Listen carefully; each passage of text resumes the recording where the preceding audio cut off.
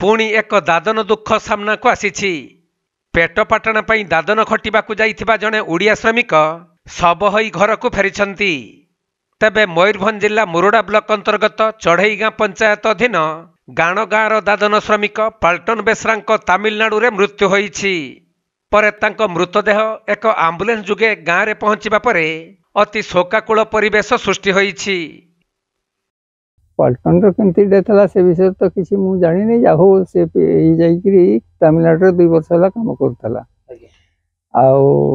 आमर पुतरा से पैसा जो आसे से घरटा गुजरा मेटाऊले। बर्तमान से माने हठात खबर पाइले जे बापा थंडा ज्वर होउची तार सांगरे तार सांग भाई थिला मंगल बेसरा सी भी से विषय किसी रिपोर्ट दे पारुनी से कंपनी मैनेजर किए हॉस्पिटल नहीं गले एडमिशन कले एडमिट कले केते से मान को भी किसी इनफॉर्म करा गलानी से रखला पर सकाळे कहतले तांकर बापा नॉर्मल अछि भी तार बड़ पु को कॉल करथिले लो बेसरा को किंतु ऊपर को कहले आमे आईसीयू रे एडमिट करछु जो हॉस्पिटल रे एडमिशन करथिले सेठू फेर हठात शिफ्ट कर देला गोटे हॉस्पिटल को एमने किसी जानी पारले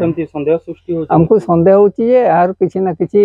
गोटे रहस्य रही जेहेतु जो हॉस्पिटल रे एडमिट कराइला सेठू आ गोटे हॉस्पिटल को हठात शिफ्ट करवार एवं जने ठंडा रोगी को आईसीयू रे रखिबा एटा गोटे संदेह भितर रहउची जे से कंपनी किसी बुझुनी एवं कंपनी भी से कंपनी रो मालिक जे ओनर जे अछन तार जो पाल्टन रो बड़ पुओ को से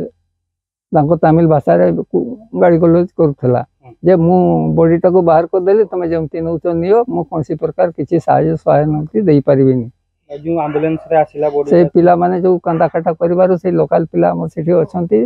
10-12 जन पिला से माने चांदा करी करी तांकर एडवांस चांदा नेले तापर से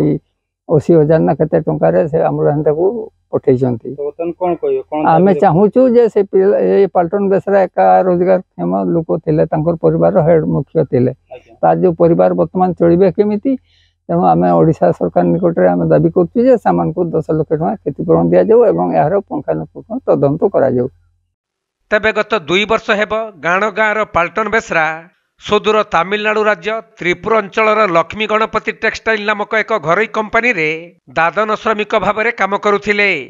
आउ से हठात असुस्थ हो पड़िबारु तुरंत तांको हॉस्पिटल रे भर्ती करा जायथिला। हेले चिकित्साधीन अवस्था तांकर मृत्यु हेबा परे कंपनी कर्तृपक्ष कौनसी आर्थिक साहाय्य न करी मेडिकल रु शव को बाहर कर दैथिले। तेणु उक्त कंपनी रे कार्य करुथबा अन्य युवक माने परस्पर मध्य टंका उठाई आम्बुलेंस जुगे पल्टन शव को भिटामाटी को नहीं आसीछंती। किंतु पल्टन मृत्यु को नहीं तांको परिवार लोक माने संदेह घेर रे रहिथिबा बेले सरकार को आर्थिक सहायता पई गुहारी करिछंती। जो पल्टन किए हेबा आपन जहां को मृत्यु होती मो बापा केडी काम करथिले तमिलनाडु केते वर्ष हला काम करथिले 2 वर्ष हला काम करूतले किंतु कोन ता मृत्यु हला जानि छन कि ना से विषय तो किछि जानिनी केते बडा मेडिकल पहुंचै छंती कॉल करितले जे तुम के कॉल करथिले सुपरवाइजर ओ कोन कहले ले तुम बापा जर होउची तापरे तो किछि जणेनी तापरे कहले आसीबो जर होउची तापरे कहले सकाळे कहले जे तुम बापा नॉर्मल अछि तापरे कोन कहले जे कोन चेंज करले न कोन कहले हमें तो किछि जानिनी केमती लागु छ संदेह सृष्टि होउची आज्ञा संदेह सृष्टि होउची हमें तो किछि जानि पारुनी हठात ऊपर ठंडा ज्वर किछि नै के ठंडा हेतिला। तो तन कोन चाहू न कोन केते टका कोन कंपनी वाला देइनी पैसा ना किछि देइनी से एम्बुलेंस रे आसिले केमती आइले के पैसा रहला से पिला माने ही देइछंती तांकर को धमकेला मु बॉडी बाहर दउची तुमे जहा करिवो करो आ मु किछि बुझी पारिबिनी। तो तन कोन कहबे ओडिसा सरकार को कोन अनुरोध करू जे कि मो बापांकर कोन हितला कि तदंत करा जाऊ आ हमको सहायता करा जाऊ।